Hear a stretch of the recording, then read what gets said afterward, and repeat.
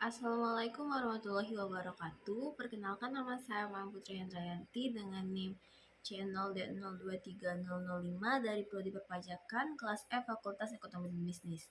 Baiklah, di sini saya akan sedikit menjelaskan materi tentang biaya dibayar di muka dalam akuntansi pajak. Definisi: biaya dibayar di muka dalam akuntansi pajak adalah biaya yang telah dibayarkan oleh perusahaan sebelum manfaat atau jasa dari biaya tersebut benar-benar diterima atau digunakan. Dalam konteks akuntansi, biaya ini dicatat sebagai aset lancar atau current asset di neraca karena perusahaan memiliki hak untuk memperoleh manfaat ekonomi di masa depan dari pembayaran tersebut. Sedangkan untuk karakteristiknya sendiri ada 4. Yang pertama, 1. Pembayaran di awal. Biaya dibayar di muka adalah pengeluaran kas yang dilakukan oleh wajib pajak pada periode akuntansi saat ini, namun manfaat atau jasanya baru akan diterima pada periode akuntansi berikutnya. 2. Alokasi ke periode mendatang. Karena manfaatnya dirasakan di masa depan, biaya dibayar di muka tidak langsung diakui sebagai beban pada periode pembayaran. 3. Implikasi pajak.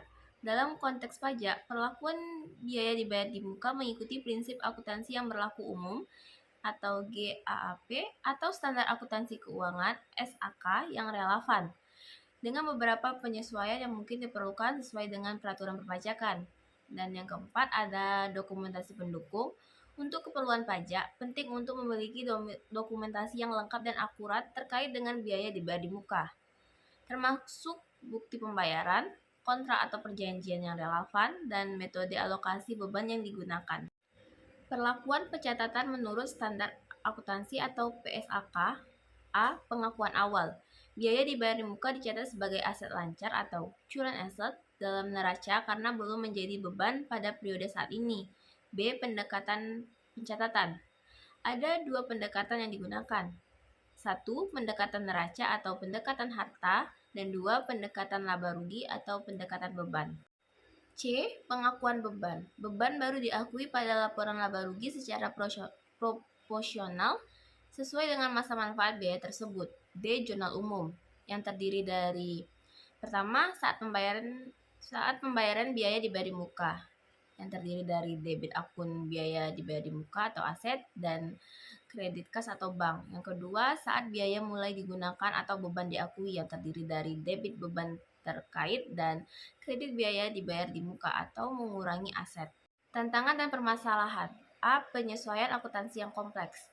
Penyesuaian ini menjadi rumit terutama jika periode manfaat biaya tersebut tumpang tindih dengan tahun fiskal, sehingga berpotensi menyebabkan kesalahan dalam pengakuan beban dan aset. B. Kesulitan dalam pelaporan pajak yang akurat. Pengelolaan biaya dibayar di muka yang tidak tepat dapat mengakibatkan laporan pajak yang tidak akurat. Dan C. Pengaruh terhadap arus kas dan laporan keuangan.